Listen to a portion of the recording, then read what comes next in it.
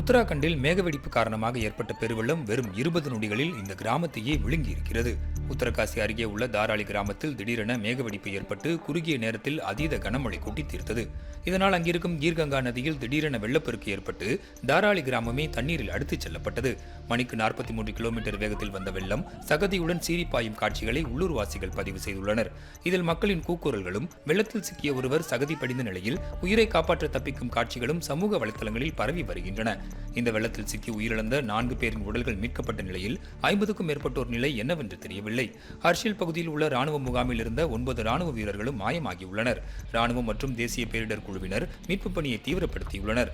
சுமார் 130க்கும் அதிகமான மக்கள் மீட்கப்பட்டு பாதுகாப்பான இடங்களில் தங்க வைக்கப்பட்டிருப்பதாக உத்தரகாண்ட் முதல்வர் புஷ்கர் சிங் தாமி கூறியுள்ளார்.